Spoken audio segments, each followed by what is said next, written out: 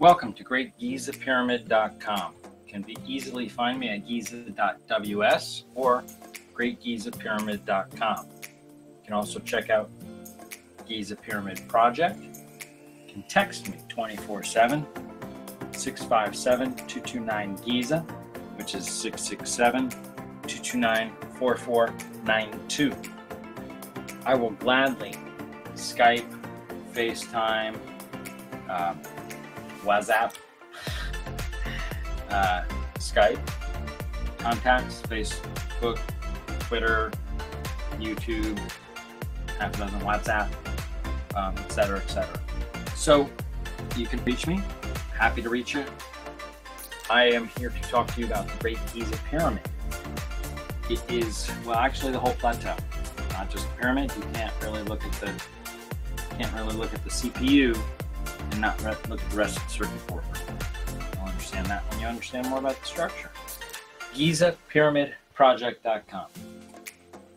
My goal here is to recreate, preferably in physical form, otherwise in CAD with an Earth engine that takes into account what's actually happening in the world, the Giza Plateau, the Giza Pyramid, and the supporting structures, and to model the structure and show how it is a fabulous machine.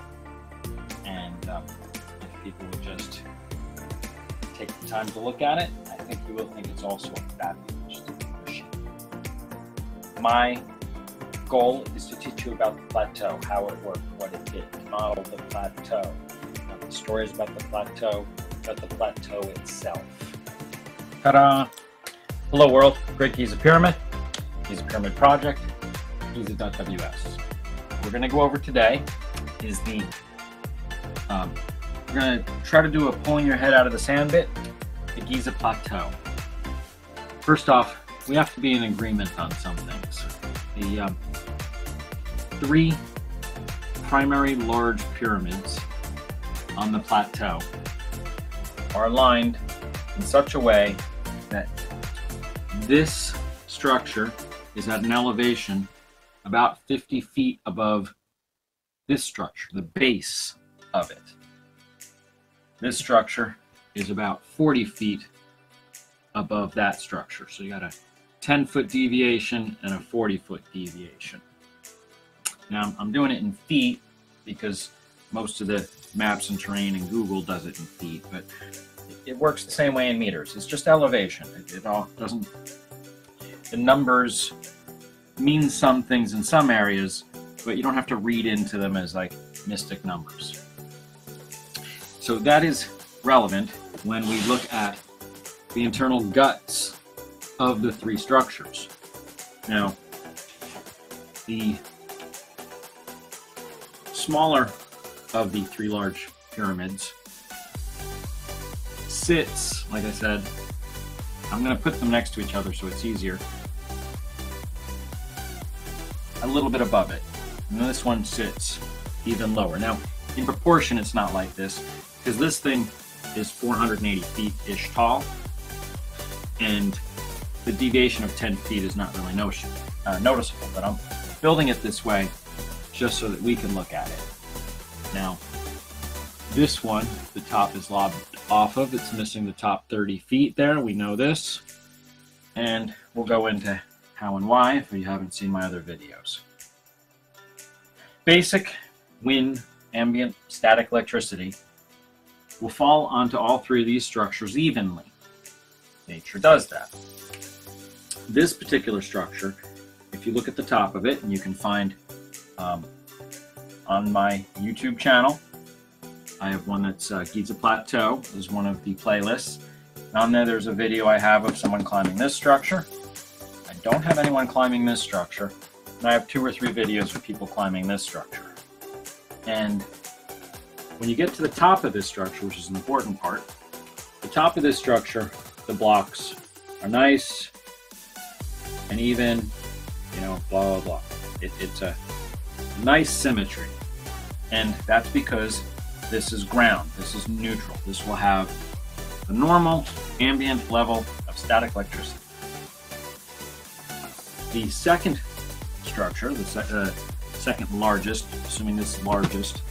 And this is actually the tallest in elevation, but this is the largest in volume because it's shorter by 30 feet and wider, so it is larger by volume. This is the one they refer to as the Great Giza Pyramid, even though this is the one that many times they show you the photo of as the Great Giza Pyramid. This is the one that the top part is smooth at the top and has the little ground between the planes. This one, when you look at the elevation, the outer surface of the structure, it's about a little thinner there, it gets thicker, thicker. And in addition, the steps are tighter steps, wider, deeper steps, deeper yet, and right down here they got some really big ones. This one is quite amazing. There's a pattern to it, and you can go to surface.giza.ws or surface.greatgizapyramid.com, and it drops you to this map done up by a Bergdahl guy. I think it was Bergdahl. Anyway, it'll drop you to his website, and he has the map there, and you can look at it. And there's a sweeping pattern to it, and I go over this in my pyramid phrenology videos, where we really talk about it. But just to give you a basis, whatever ambient static electricity would be on here is stunted from going up into the ether, where here it's promoted on going up to the ether, and here it's just normal. So this would actually be technically positive of the three structures. This one today, we put the antenna on there. That's grounded right to the corner, and you look at pictures of it. And that's to allow the static electricity to vent up into the ether and not give people zaps when they climb up there, which you're not allowed to climb up there unless you grease the right palms. But either way, and at the elevation, the way I drew it, it should be right here. You got the 35th step, which is the largest of them, which stunts that static electricity from getting down to ground evenly.